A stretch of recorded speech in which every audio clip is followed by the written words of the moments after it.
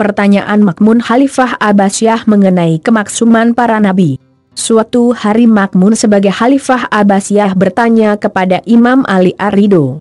Ma'mun berkata, apakah Anda beriman kepada kemaksuman para nabi? Imam Ali Ridho menjawab, tentu. Ma'mun berkata lagi, tetapi Al-Quran sendiri mengatakan mengenai Nabi Adam bahwa Adam tidak mematuhi Tuhannya dan setelah itu dia tersesat.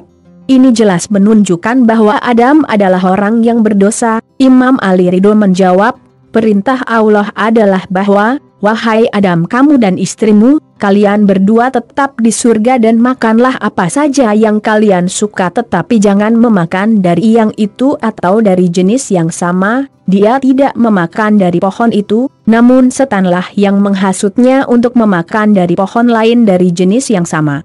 Setan berkata kepada Adam, Allah telah melarangmu memakan dari pohon khusus ini dan bukan dari pohon lain dari jenis yang sama. Lalu setan juga bersumpah palsu.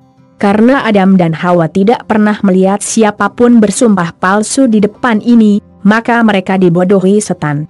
Dan karena percaya atas sumpah ini, mereka pun melakukan tindakan itu.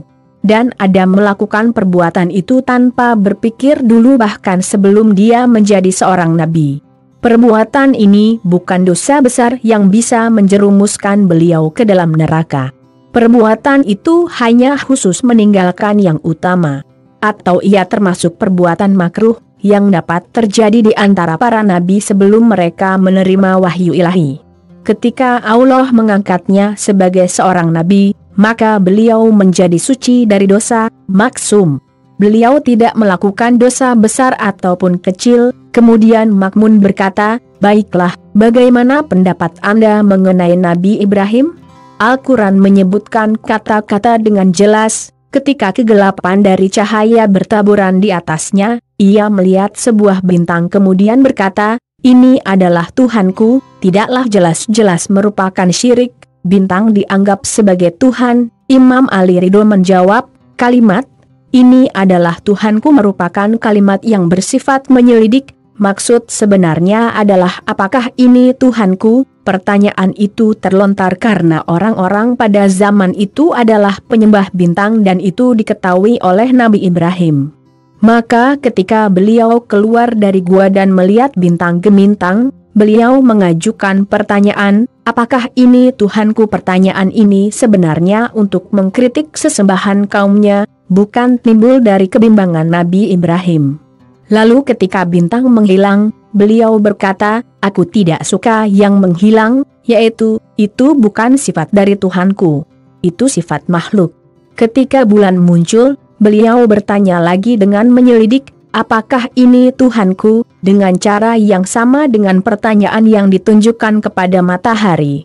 Jadi apapun yang beliau katakan adalah penentangan terhadap kebatilan para penyembah bintang dan tidak ada hubungannya dengan keyakinannya.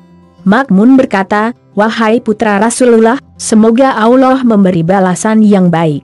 Tetapi masih ada sedikit was-was di dalam hatiku.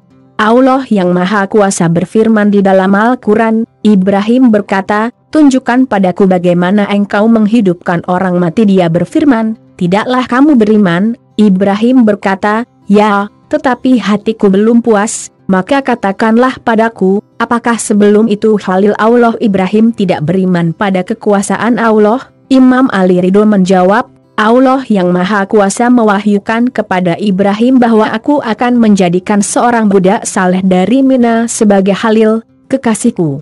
Dan jika dia memintaku untuk menghidupkan yang mati baginya, aku akan memenuhi keinginannya. Lalu Ibrahim tidak yakin, apakah dia adalah Khalil itu ataukah orang lain.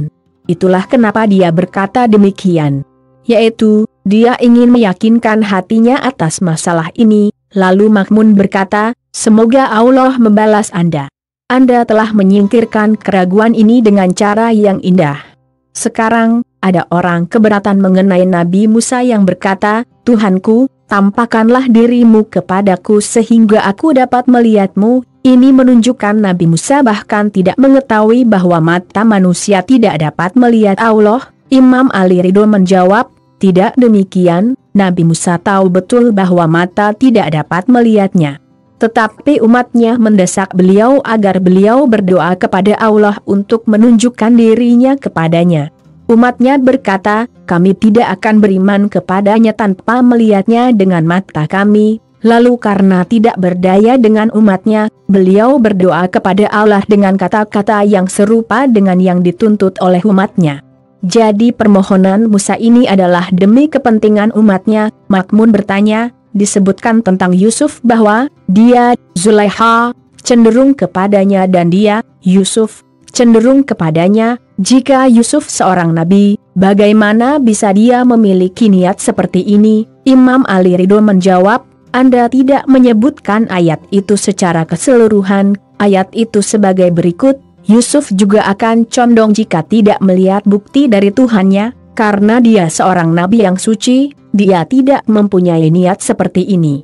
Arti lain dari ini adalah bahwa Zulaiha berniat terhadap dosa, dan Yusuf berniat tidak melakukannya. Kemudian Makmun bertanya lagi, disebutkan tentang Rasulullah di dalam Al-Quran, sesungguhnya kami memberi kamu kemenangan yang nyata sehingga Allah mengampuni dosa-dosamu yang lalu maupun yang akan datang. Ini menunjukkan Nabi telah berbuat dosa. Imam Ali Ridho menjawab, ayat ini tidak menunjukkan dosa Nabi.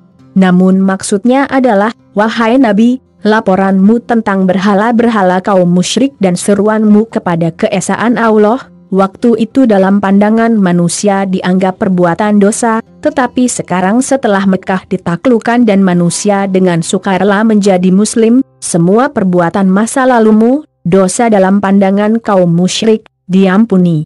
Yaitu, dalam pandangan mereka kamu tidak lagi dianggap seorang durhaka. Makmun berkata, wahai putra Rasulullah, aku berterima kasih kepada Anda karena Anda telah menyingkirkan semua keraguanku. Sekian, semoga cerita hikmah ini dapat menjadi pelajaran untuk kita semua. Jangan lupa subscribe, like dan share untuk mengembangkan channel ini bersama-sama. Terima kasih.